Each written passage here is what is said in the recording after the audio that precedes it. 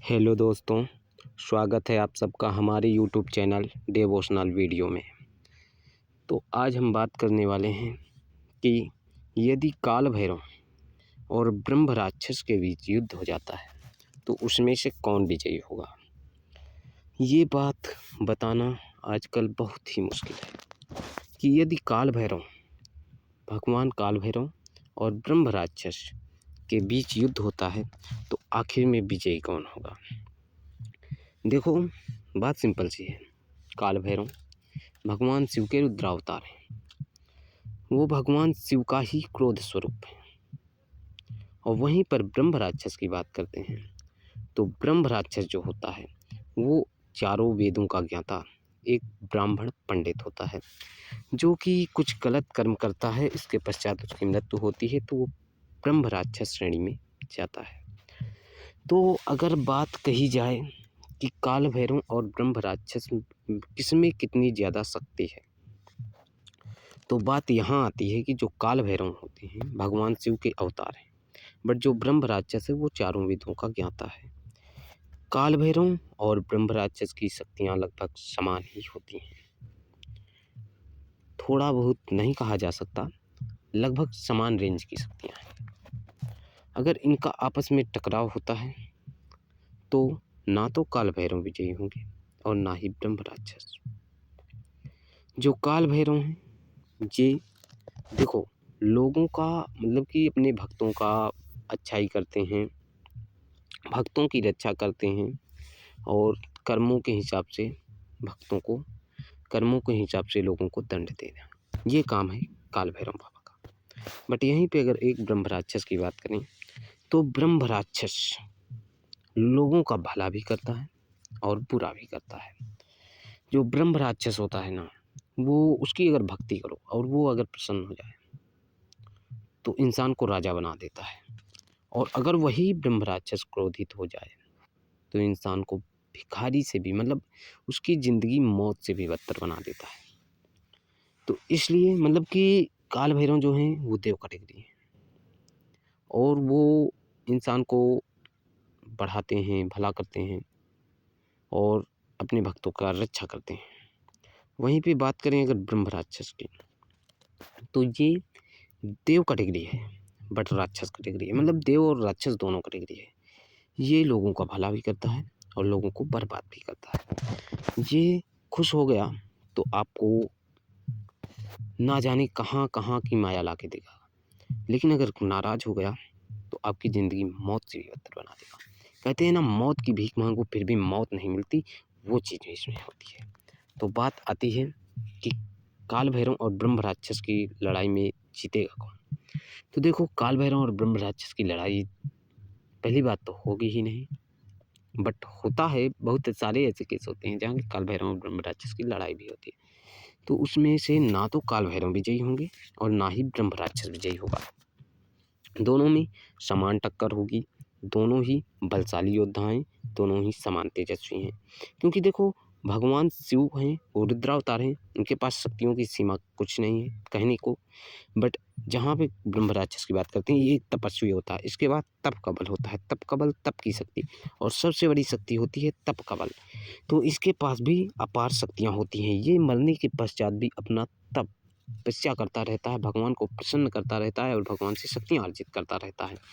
दूसरी बात, कहते हैं कि तप बल में बहुत शक्ति होती है, तप बल से ही भगवान को शक्ति मिलती है। अर्थात ये ब्रह्म राक्षस जब या कोई इंसान जब पूजा पाठ करता है उससे भगवान को शक्ति मिलती है। तो समझो, अब इससे भगवान को जब शक्ति मिलती है तो ये कमज़ोर होगा या मजबूत होगा। तो बात ये आती है यहाँ पे कि ब्रह्म राक्षस भी बहुत ज़्यादा पावरफुल होता है। ब्रह्म राक्षस और काल भैरव लगभग शक्तियों की सीमा में समान होते हैं। काल भैरव भलाई करते हैं, लोगों की अच्छाई करते हैं, उसके लिए जाने जाते हैं। यहीं पे ब्रह्म राक्षस का सीमा का अंत नहीं है। ये बुराई करने लगे तो इसकी इतनी शक्ति है कि इसको कोई शक्ति रोक ही नहीं सकती। वेरी पावरफुल कह देते हैं इसको। और इसको अगर ये किसी के पीछे पड़ जाए तो रोकने में अच्छे देवता लग जाएँ तो भी कुछ नहीं कर सकते। ये ऐसी शक्ति होती है, ऐसी कैटेगरी होती है ब्रह्म राक्षस की। तो काल भैरव और ब्रह्म राक्षस के बीच ये कैटेगरियाँ होती हैं। अब इसके बाद आते हैं कि देखो, एक ऐसी ही कहानी है, कहानी क्या रियल घटना है। रियल घटना ये है कि मान लो एक गांव था, वहाँ गांव का नाम था जमशेदपुर। जमशेदपुर में एक बहुत बड़ा पंडित रहता था, विद्वान था, और विद्वान के साथ साथ उसमें ज्ञान भी था। लेकिन बात क्या हुई कि वो जो था वो थोड़ा घमंडी टाइप का था, और वो शूद्रों को हमेशा नीचा दिखाया करता था। और जब भी वो भागवत या कोई कर्मकांड पूजा कराता था तो वहाँ पे कह देता था साफ साफ कि ब्राह्मण सबसे उच्च है, और मंदिर में ब्राह्मण के सिवा कोई जाति जा नहीं सकता था। उसकी एक मंदिर थी, उन्होंने खुद ने बनवाया था, तो उसमें वो शूद्रों को घुसना वर्जित कर दिया था। और मंदिर किसकी थी? भगवान शंकर की। उसमें सिर्फ ब्राह्मण ही अंदर घुस सकता था। तो कुछ शूद्र लोग और कुछ ब्राह्मण लोगों ने मिलकर प्लान बनाया। ब्राह्मण का विरोधी हमेशा से रहा है, इसलिए ब्राह्मण और शूद्र मिलकर के प्लान बनाए और उस पंडित को खत्म करने की पूरी साजिश रची। इसके बाद क्या हुआ, वो ब्राह्मण पूजा करके घर की ओर जा रहा था। रास्ते में एक कुआं था, उस कुएं में धोखे से उस ब्राह्मण को गिरा देते हैं और वो ब्राह्मण वहीं पे मर जाता है। उसको काट करके कुएं में डालते हैं और ऊपर से मिट्टी डलवा देते हैं, जिससे किसी को कोई सबूत ना मिले। बट कहते हैं ना, आत्माएं किसी बंधन में नहीं बनती। शायद वही हुआ। उस ब्राह्मण की आत्मा निकली और वो बदल गई एक खतरनाक ब्रह्म राक्षस में। अब वो उस जंगल का राजा सा बन गया। उसमें एक पीपल का पेड़ था, उसमें वह निवास करने लगा। तत्पश्चात एक ब्राह्मण था जो काल भैरव का बहुत बड़ा भक्त था। वो एक बार उस बगीचे से निकल रहा था, तो वो ब्रह्म राक्षस उस ब्राह्मण को देखता है और रोकता है। कहता है, ये मेरा एरिया है, यहाँ से तुम नहीं जा सकते। ब्राह्मण कहता है कि मैं काल भैरव का भक्त हूँ, मैं किसी से नहीं डरता। काल भैरव के सामने हर शक्ति को झुकना पड़ता है। इस पर वह ब्रह्म राक्षस कहता है, मैं ब्रह्म राक्षस हूँ, मैं दुनिया में किसी भी शक्ति को नहीं मानता। अगर तेरे काल भैरव में शक्ति है तो आज मुझे रोक कर दिखाएं, मैं तेरा अंत कर दूंगा। पंडित ने कहा कि देखो, मैं हमेशा काल भैरव को पूजता रहा और मैं जानता हूं वो मेरी रक्षा स्वयं करेंगे। बात यहाँ आती है कि जब एक ब्राह्मण, एक काल भैरव का भक्त और एक ब्रह्म राक्षस से आमना सामना टक्कर होती है। ये कहानी में ये बताया गया है। ये एक रियल स्टोरी है जमशेदपुर की, जहाँ पे पंडित आदित्य नाथ जी महाराज थे, वो पूजा पाठ कराते थे, उनकी मृत्यु की गई थी। और पंडित सुखदेव जी रास्ते से निकल रहे थे, तब ये घटना हुई थी। तो बात जब ये हुई तो दोनों में ब्रह्म राक्षस यह सुनकर बहुत ही क्रोधित हुआ और वह पंडित पे प्रहार करना चाहा। लेकिन वो देखता है कि पीछे उसके एक बहुत बड़ी शक्ति खड़ी है, एकदम काली, जो उस पंडित को नहीं दिखती थी लेकिन ब्रह्म राक्षस को दिखती थी कि वो काली शक्ति हाथ में त्रिशूल लिए खड़ी है। इससे ब्रह्म राक्षस थोड़ा सा घबरा जाता है, लेकिन फिर उस शक्ति को ललकार देता है कि मैं भी ब्रह्म राक्षस हूँ, मैं पीछे नहीं हटूंगा। अगर तुझ में शक्ति है, ये मेरे एरिया में आया है, अगर तुझ में शक्ति है तो इसे बचा ले।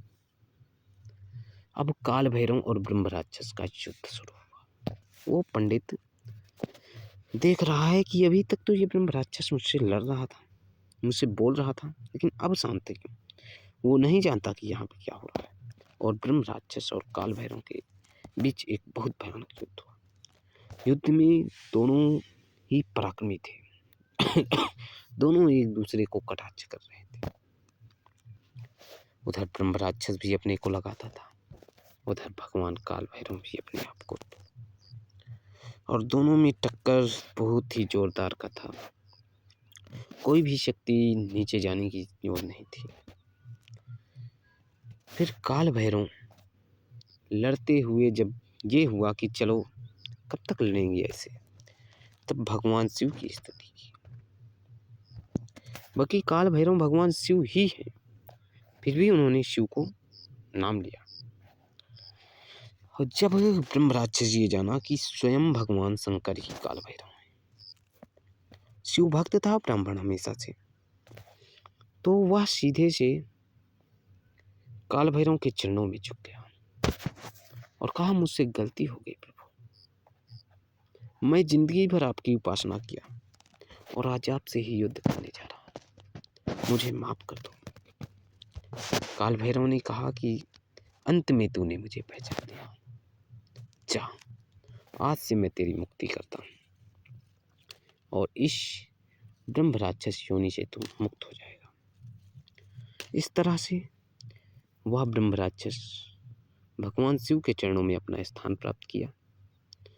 और ब्रह्म राक्षस इतने पावरफुल क्यों होते हैं? ब्रह्म राक्षस जो होते हैं वो हनुमान जी के गण होते हैं, मतलब हनुमान जी के गण होते हैं। लाल लंगोटा उनमें चढ़ता है, लाल लंगोटा हनुमान जी में चढ़ता है। मतलब जहाँ पर भी जैसे हनुमान जी होते हैं वहाँ पर ब्रह्म राक्षस जरूर होते हैं। इसीलिए कहते हैं पीपल के पेड़ के नीचे ज़्यादातर तुम्हें हनुमान जी की मूर्ति मिलेगी। कारण यही है कि वो जो होते हैं ना ब्रह्म राक्षस, वो